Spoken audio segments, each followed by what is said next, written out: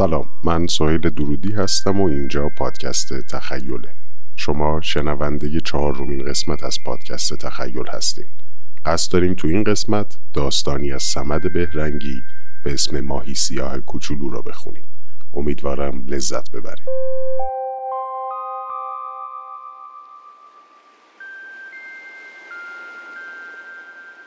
شب چله بود. ته دریا ماهی پیری 12,000 تا از بچه ها و نوه هایش را دور خودش جمع کرده بود و برای آنها قصه می گفت.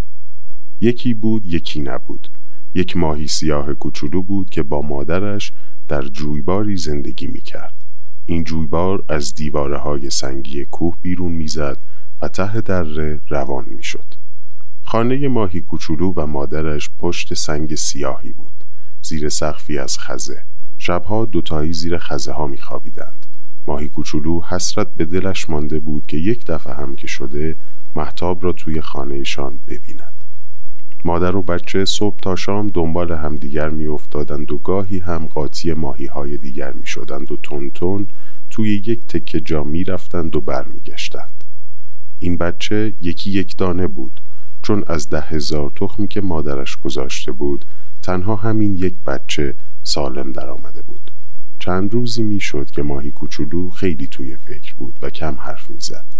با تنبلی و بیمیلی از این طرف به آن طرف می رفت و بر می گشت و بیشتر وقتها هم از مادرش عقب می افتاد. مادر خیال می کرد بچهش کسالتی دارد که به زودی برطرف خواهد شد، اما نگو در دل ماهی سیاه خبر دیگری است. یک روز صبح آفتاب نزده ماهی کوچولو مادرش را بیدار کرد و گفت: مادر، میخواهم با تو چند کلمه ای حرف بزنم.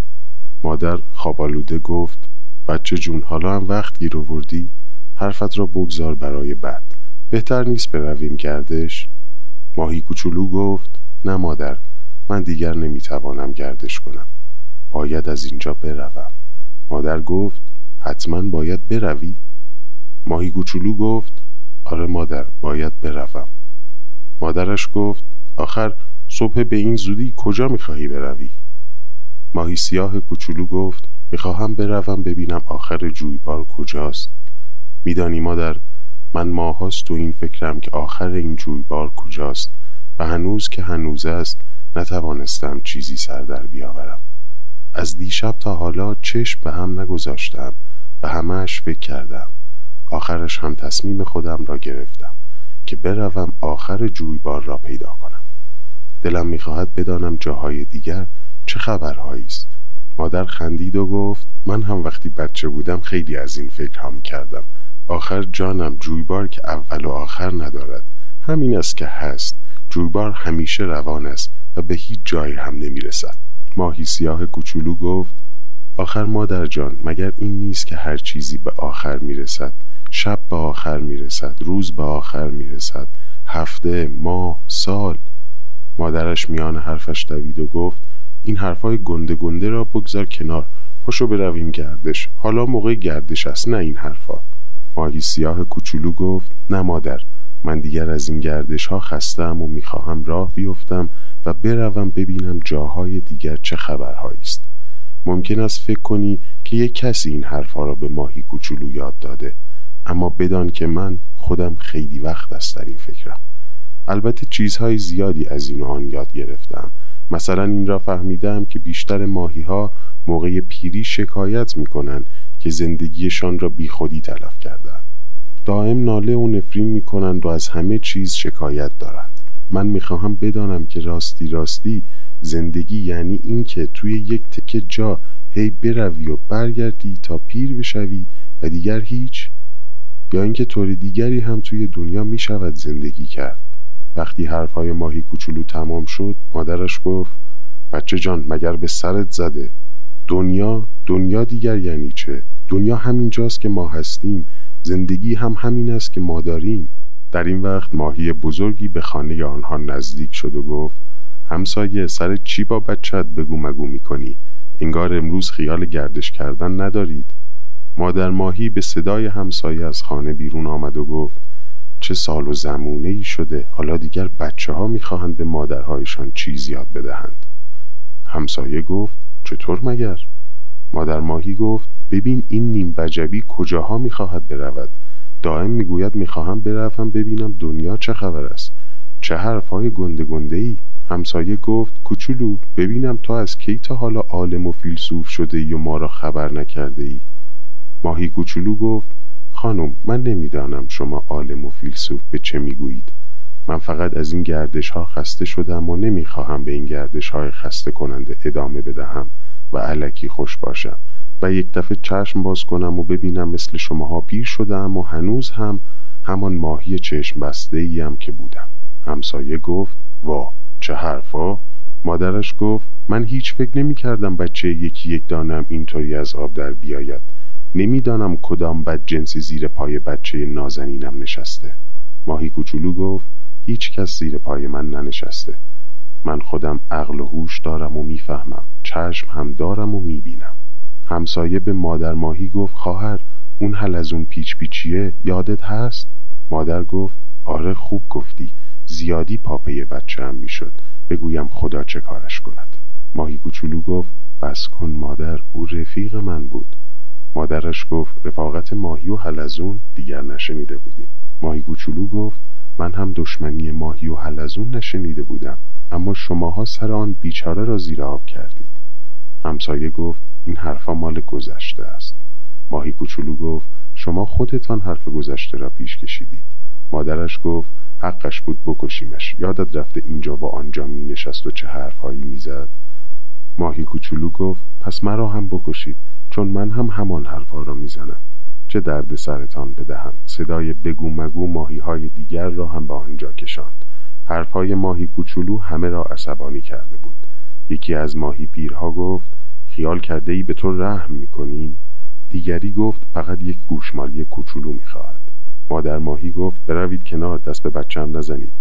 یکی دیگر از آنها گفت خانم وقتی بچه‌ات را آنطور که لازم است تربیت نمی کنی باید سزایش را هم ببینی. همسایه گفت من که خجالت می کشم در همسایگی شما زندگی می کنم. دیگری گفت تا کارش به جاهای باریک نکشیده بفرستیمش پیش حلزون پیره. ماهی ها تا آمدند ماهی سیاه کوچولو را بگیرند دوستانش او را دوره کردند و از معرکه بیرونش بردند. مادر ماهی سیاه توی سر و سینه‌اش میزد و گریه میکرد و میگفت وای بچه‌م دارد از دست میرود. چه کار کنم؟ چه خاکی به سرم بریزم؟ ماهی کوچولو گفت مادر برای من گریه نکن. به حال این پیر ماهی های درمانده گریه کن. یکی از ماهی ها از دور داد کشید توهین نکن نیم وجبی. دومی گفت اگر بروی و بعدش پشیمان بشوی دیگر راحت نمیدهیم. سومی گفت اینها هوس‌های دوره جوانی است نرو. چهارمی گفت مگر اینجا چه عیبی دارد؟ پنجمی گفت دنیای دیگری در کار نیست. دنیا همینجاست. برگرد. ششمی گفت اگر سر عقل بیایی و برگردی آن وقت باورمان می شود که راستی راستی ماهی فهمیده‌ای هستی. هفتمی گفت آخر ما به دیدن تو عادت کرده ایم. مادرش گفت به من رحم کن نرو. ماهی کوچولو دیگر با آنها حرفی نداشت. چند تا از دوستان همسن و سالش او را تا آبشار همراهی کردند و از آنجا برگشتند. ماهی کوچولو وقتی از آنها جدا می شد گفت دوستان به امید دیدار فراموشم نکنید. دوستانش گفتند چطور می شود فراموشت کنیم؟ تو ما را از خواب خرگوشی بیدار کردی. به ما چیزهایی یاد دادی که پیش از این حتی فکرش را هم نکرده بودیم. به امید دیدار دوست دانا و بیباک.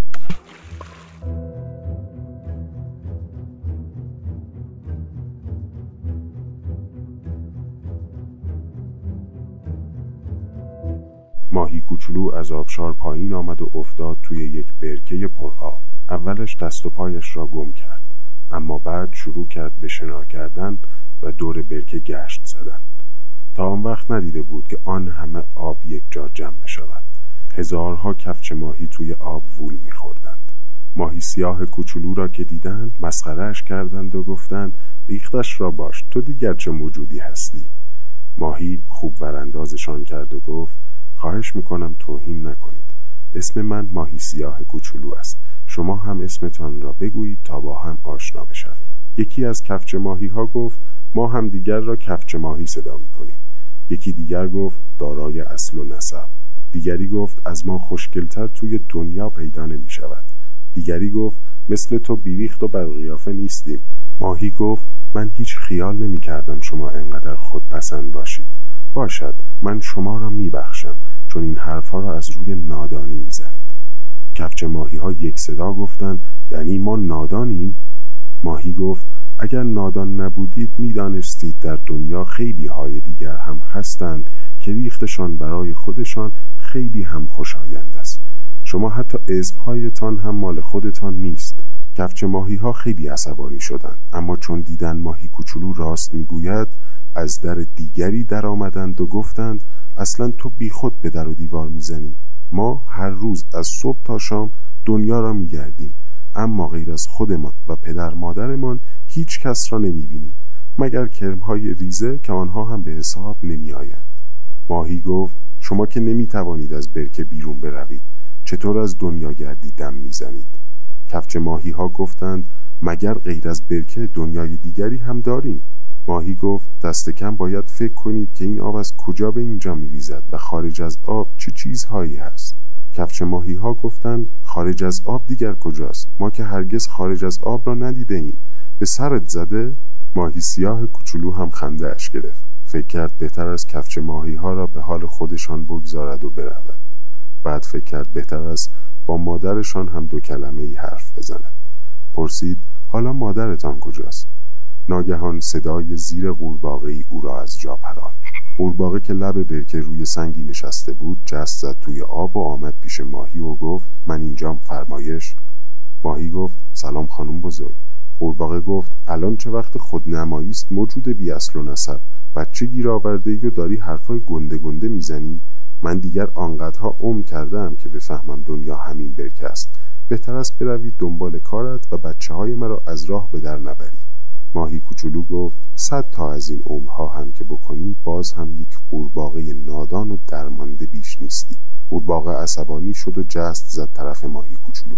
ماهی تکان تندی خورد و مثل برق در رفت. دره پر بود از پیچ و خم. جویبار هم آبش چندین برابر شده بود. اما اگر می‌خواستی از بالای کوه تا ته دره را نگاه کنی، جویبار را مثل نخ سفیدی می‌دیدی. یک جا تکه سنگ بزرگی از کوه جدا شده بود و افتاده بود توی دره و آب را 2 قسمت کرده بود. مارمولک درشتی به اندازه کف دست شکمش را به سنگ چسبانده بود. از گرمی آفتاب لذت می‌برد و نگاه می‌کرد به خرچنگ گرد و درشتی که نشسته بود روی شنهای ته آب، آنجا که عمق آب کم بود و داشت قورباغه‌ای را که شکار کرده بود می‌خورد. ماهی کوچولو ناگهان چشمش افتاد به خرچنگ و ترسید. از دور سلامی کرد. خرچنگ چپ چپ به اون نگاه کرد و گفت چه ماهی با ادبی، بیا جلو کوچولو بیا. ماهی کوچولو گفت من میروم دنیا را بگردم و هیچ هم نمیخواهم شکار جنابالی بشوم. خرچنگ گفت تو چرا انقدر بدبین و ترسوی ماهی کوچولو؟ ماهی گفت من نه بدبینم و نه ترسو. من هر چرا که چشم میبیند و عقلم میگوید به زبان میآورم. خرچنگ گفت خب بفرمایید ببینم چشم شما چه دید و عقلتان چه گفت که خیال کردید ما میخواهیم شما را شکار کنیم؟ ماهی گفت دیگر خودت را به آن راه نزن. خرچنگ گفت منظورت قورباغه است؟ تو هم که پاک بچه شدی بابا. من با قورباغه ها لجم و برای همین شکارشان میکنم. میدانی اینها خیال میکنن تنها موجودات دنیا هستند و خوشبخت هم هستند و من میخواهم بهشان بفهمانم که دنیا واقعا دست کیست. پس تو دیگر نترس جانم، بیا جلو بیا. خرچنگ این حرفا را گفت و پسکی راه افتاد طرف ماهی کوچولو. آنقدر خنده‌دار راه میرفت که ماهی بی اختیار خنده‌اش گرفت و گفت بیچاره تو که هنوز راه رفتن هم بلد نیستی، از کجا میدانی دنیا دست کیست؟ ماهی سیاه از خرچنگ فاصله گرفت. سایه‌ای بر آب افتاد و ناگهان ضربه محکمی خرچنگ را توی شنها فرو کرد. مارمولک از قیافه خرچنگ چنان خنده‌اش گرفت که لیز خورد و نزدیک بود خودش هم بیفتد توی آب. خرچنگ دیگر نتوانست بیرون بیاید. ماهی کوچولو دید پسر بچه چوپانی لب آب ایستاده و به او و خرچنگ نگاه می‌کند. یک گله بز و گوسفند به آب نزدیک شده بودند و پوزه هایشان را در آب فرو کردند. صدای گله دره را پر کرده بود. ماهی سیاه کوچولو آنقدر صبر کرد تا بزها و گوسفندها آبشان را خوردند و رفتند. آن وقت مارمولک را صدا زد و گفت: مارمولک جان، من ماهی سیاه کوچولو هستم که میروم آخر جویبار را پیدا کنم. فکر میکنم تو جانور عاقل و دانایی باشی. این است که میخواهم چیزی از تو بپرسم. مارمولک گفت: هرچه میخواهی بپرس. ماهی گفت: در راه مرا خیلی از مرغ سقا، اره ماهی و پرنده ماهی خار ترساندند. اگر تو چیزی درباره اینها میدانی به من بگو. مارمولک گفت: اره ماهی و پرنده ماهی خار این طرفها پیدایشان نمی شود، مخصوصا اره ماهی که توی دریا زندگی می کند. اما مرغ سقا همین پایین ها هم ممکن است که باشد. مبادا فریبش را بخوری و توی کیسه اش بروی. ماهی گفت: چه کیسه ای؟ مارمولک گفت: مرغ سقا زیر گردنش کیسه ای دارد که خیلی آب می گیرد. او در آب شنا می کند و گاهی ماهی ها ندانسته وارد کیسه او می شوند و یک راست می روند توی شکمش. البته اگر مرغ سقا گرسنه‌اش نباشد، ماهی ها را در همان کیسه ذخیره می کند که بعد بخورد. ماهی گفت: حال اگر ماهی وارد کیسه شد دیگر راه بیرون آمدن ندارد؟ مارمولک گفت: هیچ راهی نیست مگر اینکه کیسه را پاره کند. من خنجری به تو می دهم که اگر گرفتار مرغ سقا شدی این کار را بکنی. آن وقت مارمولک توی شکاف سنگ خزید و با خنجری بسیار ریز برگشت. ماهی کوچولو خنجر را گرفت و گفت: مارمولک جان، تو خیلی مهربانی. من نمیدانم چطور از تو تشکر کنم. مارمولک گفت: تشکر لازم نیست جانم. من از این خنجرها خیلی دارم. وقتی بیکار میشوم مینشینم از تیغ گیاه ها خنجر میسازم و به ماهی های دانایی مثل تو میدهم. ماهی گفت: مگر قبل از من هم ماهی های از اینجا گذشتند؟ مارمولک گفت: خیلی ها گذشتند. آنها حالا دیگر برای خودشان دسته‌ای شدند و مرد ماهیگیر را به تنگ آوردند. ماهی سیاه گفت: میبخشی که حرف می آورد. اگر به حساب فضولیم نمیگذاری بگو ببینم ماهیگیر را چطور به تنگ آوردند. مارمولک گفت: آخر نه که با همند. همین که ماهیگیر تور انداخت وارد تور میشوند و تور را با خودشان میکشند و میبرند ته دریا. مارمولک گوشش را گذاشت روی شکاف سنگ و گوش داد و گفت: من دیگر مرخص میشوم. بچه هایم بیدار شدند. مارمولک رفت توی شکاف سنگ و ماهی سیاه ناچار راه افتاد. اما همینطور سوال پشت سوال بود که دائم از خودش میپرسید: ببینم راستی جویبار به دریا میریزد؟ نکند مرغ سقا زورش به من برسد؟ راستی اره ماهی دلش می آید هم جنسهای خودش را بکشد و بخورد؟ پرنده ماهی خار دیگر چه دشمنی با من دارد؟ ماهی کوچولو شنا کنان می رفت و فکر می کرد. در هر وجب را چیز تازه‌ای می دید و یاد می گرفت. حالا دیگر خوشش می آمد که معلق زنان از آبشارها پایین بیفتد و باز شنا کند. گرمی آفتاب را بر پشت خود حس می کرد و قوت می گرفت. یک جا آهویی با عجله آب می خورد. ماهی کوچولو سلام کرد و گفت: آهو خوشگله، چه عجله‌ای داری؟ آهو گفت: شکارچی دنبالم کرده، یک گلوله هم به هم زده، اینهاش. ماهی کوچولو جای گلوله را ندید، اما از لنگ لنگ دویدن آهو فهمید که راست می گوید. یک جا لاک پشت ها در گرمای آفتاب چرت می زدند و جای دیگر قهقهه کبک ها توی دره می پیچید. عطر علف های کوهی در هوا موج می زد و قاطی آب می شد. بعد از ظهر به جایی رسید که دره پهن می شد و آب از وسط بیشه‌ای می گذشت. آب آنقدر زیاد شده بود که ماهی سیاه راستی کیف می کرد. بعد هم به ماهی های زیادی برخورد. از وقتی که از مادرش جدا شده بود ماهی ندیده بود. چند تا ماهی ریزه دورش را گرفتند و گفتند: مثل اینکه غریبه‌ای.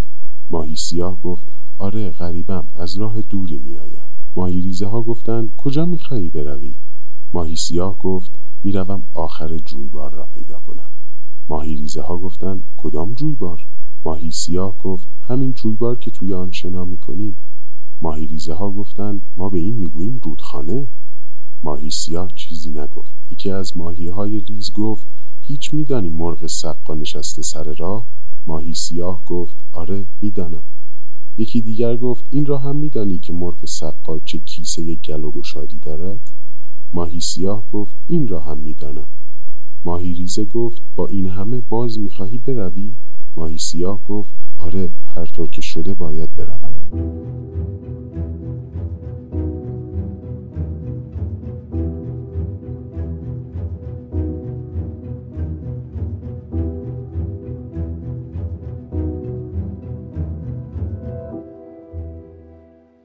به زودی میان ماهی ها چو افتاد که ماهی سیاه کوچولویی از راههای دور آمده و میخواهد برود آخر رودخانه را پیدا کند و هیچ ترسی هم از مرغ سقا ندارد.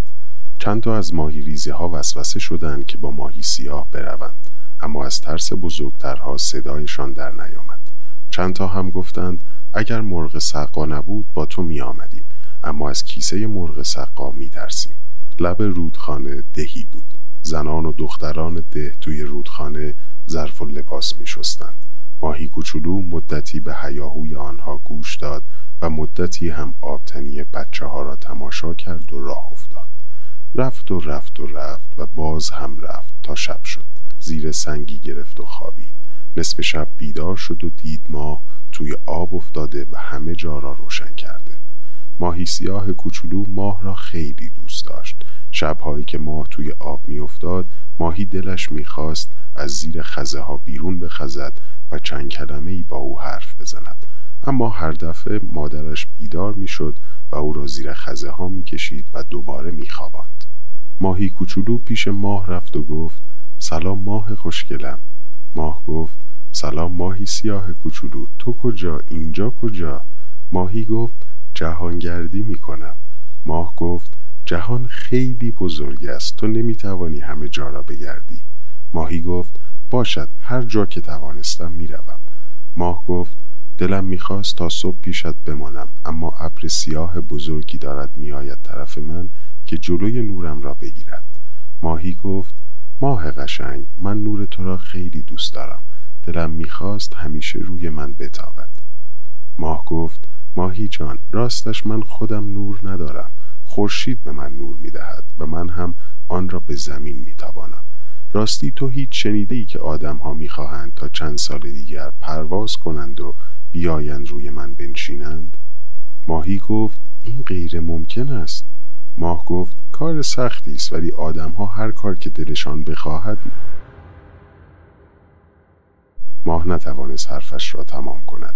ابر سیاه رسید و رویش را پوشاند و شب دوباره تاریک شد و ماهی سیاه تک و تنها ماند.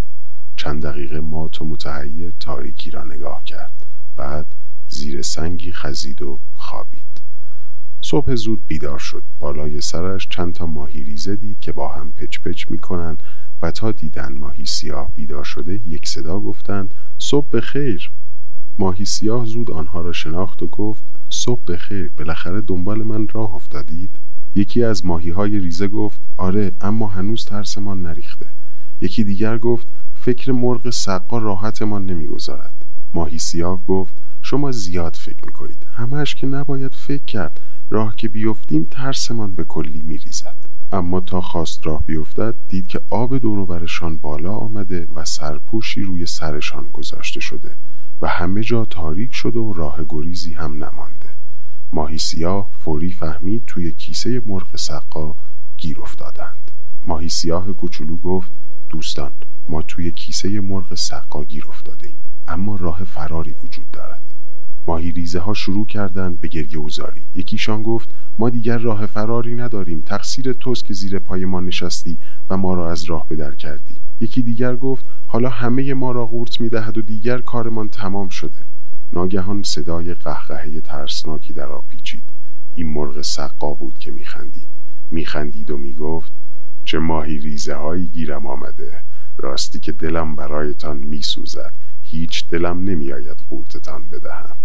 ماهی ریزه ها به التماس افتادند و گفتند حضرت آقای مرغ سقا، ما تعریف شما را خیلی وقت پیش شنیده ایم و اگر لطف کنید منقار مبارک را یک کمی باز کنید که ما بیرون برویم، همیشه و همیشه دعاگوی وجود مبارکتان خواهیم بود. مرغ سقا گفت من نمیخواهم همین حالا شما را قورت بدهم. ماهی ذخیره دارم. آن پایین را نگاه کنید. چند تا ماهی ریز و درشت ته کیسه ریخته بود. ماهی های ریز گفتند حضرت آقای مرغ سقا، ما که کاری نکرده ایم، ما بیگناهیم. این ماهی سیاه کوچولو ما را از راه به در برده. ماهی کوچولو گفت ترسوها، خیال کرده اید این مرغ هیله‌گر معدن بخشایش است که اینطوری التماسش میکنید؟ ماهی های ریزه گفتند تو هیچ نمیفهمی داری چه میگویی. حالا میبینی حضرت آقای مرغ سقا چطور ما را میبخشد و تو را قورت میدهد. مرغ سقا گفت آره میبخشمتان، اما به یک شرط. ماهی ریزه ها گفتند شرطتان را بفرمایید قربان. مرغ سقا گفت این ماهی فضول را خفه کنید تا آزادیتان را به دست بیاورید. ماهی سیاه کوچولو خودش را کنار کشید. به ماهی ریزه ها گفت قبول نکنید، این مرغ هیله‌گر میخواهد ما را به جان هم بیاندازد. من نقشه ای دارم. اما ماهی ریزه ها آنقدر در فکر رهایی خودشان بودند که فکر هیچ چیز دیگر را نکردند و ریختند سر ماهی سیاه کوچولو. ماهی کوچولو به طرف کیسه عقب میرفت و آهسته میگفت ترسوها، به هر حال گیر افتاده اید و راه فراری ندارید. زورتان هم به من نمیرسد. ماهی های ریزه گفتند باید خفت کنیم، ما آزادی میخواهیم. ماهی سیاه گفت عقل از سرتان پریده. اگر مرا خفه هم بکنید باز هم راه فراری پیدا نمی کنید. گولش را نخورید. ماهی ریزه ها گفتند تو این حرفا را برای این میزنی که جان خودت را نجات بدهی، وگرنه اصلا فکر ما را نمی کنی. ماهی سیاه گفت پس گوش کنید، راهی نشانتان میدهم. من میان ماهی های بیجان خودم را به مردن میزنم. آن وقت ببینم مرغ سقا شما را رها خواهد کرد یا نه، و اگر حرف مرا قبول نکنید با این خنجر همه شما را میکشم یا کیسه را پاره پاره میکنم و در میروم. و شما یکی از ماهی ها وسط حرفش دوید و با گریه داد زد بس کن دیگر، من تحمل این حرف ها را ندارم. ماهی سیاه گریه او را که دید گفت این بچه ننه را دیگر چرا همراه خودتان آورده اید؟ بعد خنجرش را در آورد و جلوی چشم ماهی های ریزه گرفت. آنها ناچار پیشنهاد ماهی کوچولو را قبول کردند. دروغکی با هم زد و خوردی کردند. ماهی سیاه خود را به مردن زد و آنها بالا آمدند و گفتند حضرت آقای مرغ سقا، ماهی سیاه فضول را خفه کردیم. مرغ سقا خندید و گفت کار خوبی کردید. حالا به پاداش همین کار همه تان را زنده زنده قورت میدهم که توی دلم یک گردش حسابی بکنید. ماهی ریزه ها دیگر مجال پیدا نکردند. به سرعت برق از گلوی مرغ سقا رد شدند و کارشان ساخته شد. اما ماهی سیاه همان وقت خنجرش را کشید و به یک ضربت دیواره کیسه را شکافت و در رفت. مرغ سقا از درد فریاد کشید و سرش را به آب کوبید، اما نتوانست ماهی کوچولو را دنبال کند. ماهی سیاه رفت و رفت و باز هم رفت تا ظهر شد. حالا دیگر کوه و دره تمام شده بود و رودخانه از دشت هموار می‌گذشت. از راست و چپ چند رودخانه کوچک دیگر هم به آن پیوسته بودند و آبش را چند برابر کرده بودند. ماهی سیاه از فراوانی آب لذت می‌برد. ناگهان به خود آمد و دید آب ته ندارد. این بر رفت، آن بر رفت، به جایی بر نخورد. آنقدر آب بود که ماهی کوچولو تویش گم شده بود. هر طور که دلش خواست شنا کرد و باز سرش به جایی نخورد. ناگهان دید یک حیوان دراز و بزرگ مثل برق به طرفش حمله می کند. یک اره دودم هم جلوی دهنش بود. ماهی کوچولو فکر کرد همین حالاست که اره ماهی تکه تکش بکند. زود به خود جنبید و جا خالی کرد و آمد روی آب. بعد از مدتی دوباره رفت زیر آب که ته دریا را ببیند. وسط راه به یک گله ماهی برخورد. هزارها هزار ماهی. از یکیشان پرسید رفیق، من غریبه‌ام، از راههای دور میآیم، اینجا کجاست؟ ماهی دوستانش را صدا زد و گفت نگاه کنید، یکی دیگر. بعد به ماهی سیاه گفت رفیق، به دریا خوش آمدید.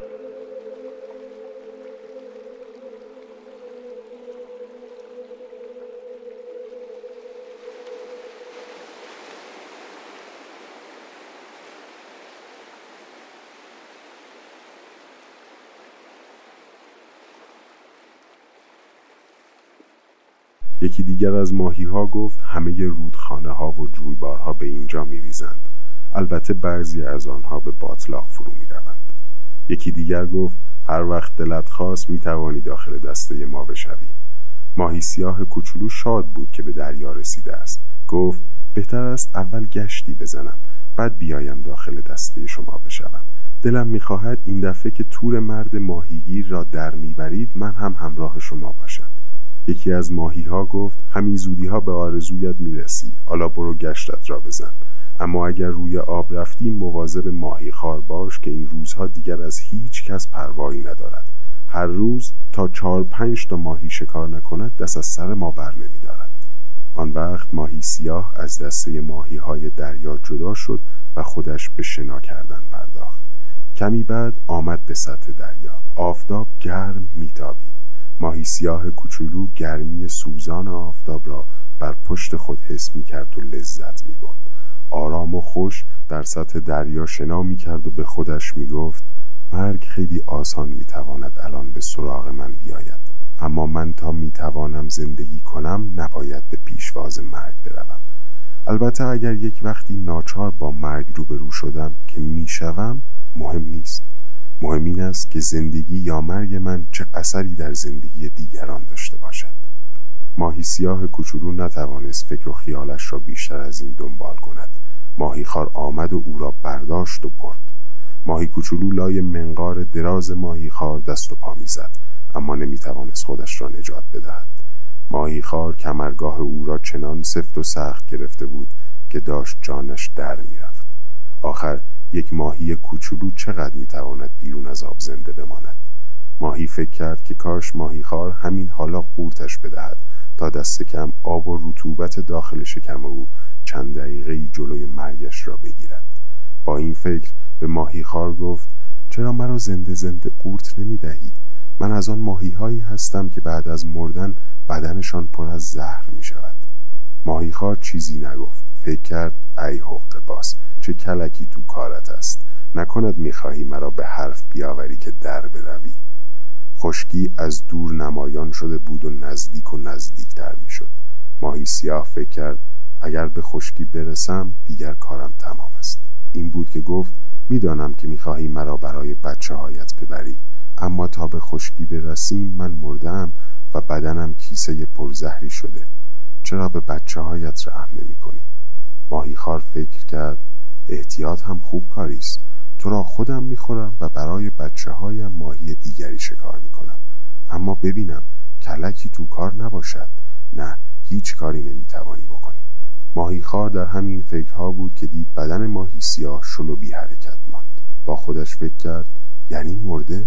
حالا دیگر خودم هم نمی‌توانم او را بخورم. ماهی به این نرمی و نازکی را بی خود حرام کردم. این بود که ماهی سیاه را صدا زد که بگوید آهای کوچولو، هنوز نیمه جانی داری که بتوانم بخورمت؟ اما نتوانست حرفش را تمام کند، چون همین که منقارش را باز کرد ماهی سیاه جستی زد و پایین افتاد. ماهیخوار دید بدجوری کلاه سرش رفته. افتاد دنبال ماهی سیاه کوچولو. ماهی مثل برق در هوا شیرجه می‌رفت. از اشتیاق آب دریا بیخود شده بود و دهن خشکش را به باد مرطوب دریا سپرده بود. اما تا رفت توی آب و نفسی تازه کرد، ماهیخوار مثل برق سر رسید و این بار چنان به سرعت ماهی را شکار کرد و قورت داد که ماهی تا مدتی نفهمید چه بلایی به سرش آمده. حس می کرد که همه جا مرطوب و تاریک است و راهی نیست و صدای گریه‌ای می آید. وقتی چشمهایش به تاریکی عادت کرد، ماهی بسیار ریزه‌ای را دید که گوشه‌ای کس کرده بود و گریه می کرد و مادرش را می خواست. ماهی سیاه نزدیک شد و گفت کوچولو، در فکر چاره‌ای باش. گریه می کنی و مادرت را می خواهی که چه؟ ماهی ریزه گفت تو دیگر کی هستی؟ مگر نمی بینی داریم از بین می رویم؟ ماهی کوچولو گفت بس کن، تو که آبروی هرچه ماهی هست را پاک بردی. وقتی ماهی ریزه جلوی گریه‌اش را گرفت، ماهی کوچولو گفت من میخواهم ماهیخوار را بکشم و ماهی‌ها را آسوده کنم، اما قبلش باید تو را بیرون بفرستم که رسوایی به بار نیاوری. ماهی ریزه گفت تو که خودت داری میمیری، چطوری میخواهی ماهیخوار را بکشی؟ ماهی کوچولو خنجرش را نشان داد و گفت از همین تو شکمش را پاره پاره میکنم. حالا گوش کن ببین چه میگویم. من شروع میکنم به وولوول خوردن و اینور و آنور رفتن که ماهیخوار قلقلکش بشود و همین که دهانش باز شد و شروع کرد به قاه قاه خندیدن تو بیرون بپر. ماهی ریزه گفت پس خودت چی؟ ماهی کوچولو گفت فکر مرا نکن، من تا این بدجنس را نکشم بیرون نمیآیم. ماهی سیاه این را گفت و شروع کرد به وولوول خوردن و اینور و آنور رفتن و شکم ماهیخوار را قلقلک دادن. ماهی ریزه دم در معده ماهیخوار حاضر ایستاده بود. تا ماهیخوار دهانش را باز کرد و شروع کرد به قاه قاه خندیدن، ماهی ریزه از دهان ماهیخوار بیرون پرید و در رفت و کمی بعد در آب افتاد. اما هرچه منتظر ماند از ماهی سیاه خبری نشد. ناگهان دید ماهیخوار همینطور پیچ و تاب میخورد و فریاد میکشد تا اینکه شروع کرد به دست و پا زدن و پایین آمدن و بعد شلپی افتاد توی آب و باز دست و پا زد تا از جنب و جوش افتاد. اما از ماهی سیاه کوچولو هیچ خبری نشد و تا به حال هم هیچ خبری نشده. ماهی پیر قصه‌اش را تمام کرد و به 12,000 بچه و نوه‌اش گفت دیگر وقت خواب است بچه ها، بروید بخوابید. بچه ها و نوه ها گفتند مادر بزرگ نگفتی سر آن ماهی ریزه چه آمد؟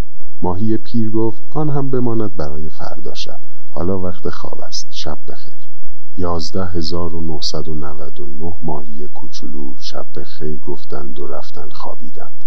مادر بزرگ هم خوابش برد، اما ماهی سرخ کوچولویی هرچه کرد خوابش نبرد. شب تا صبح همش در فکر دریا بود. پایان.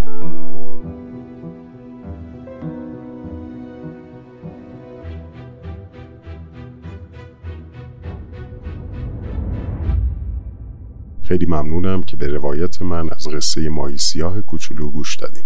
من قصد دارم تو این قسمت با شما سیگاری بکشم و کمی در مورد قصه با هم دیگه گپ بزنیم.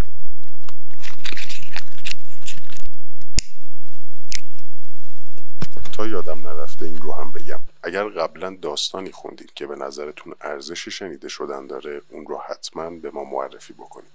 ممنونم. بسیار خوب. ماهی سیاه کوچولو نوشته صمد بهرنگیه. صمد بهرنگی یکی از نویسندگان بزرگ ایرانه که سال 1347 فوت میشه. بهرنگی آموزگار، منتقد اجتماعی، داستان نویس و مترجم بوده. معروف ترین کتابش همین ماهی سیاه کوچولوه که در واقع یه مدتی هم نقش بیانیه های غیر رسمی در واقع سازمان های چپی رو تو ایران داشته. خود صمد بهرنگی گرایش های چپی داشته ولی عضو هیچ کدوم از گروه های چپی قبل از انقلاب نبوده. خب این در مورد خود صمد بهرنگی. اما بپردازیم به ماهی سیاه کوچولو. ما با یک قصه در واقع ماجراجویانه مواجهیم. ماجراجویی یک ماهی سیاه کوچولو که دوست داره از فضای امن خودش، روزمرگی های خودش، روندهای تکراری خودش جدا بشه و به سفری بره و ببینه در واقع این جویباری که اونها توش زندگی میکنن به کجا میریزه. با این دغدغه ها داستان شروع میشه.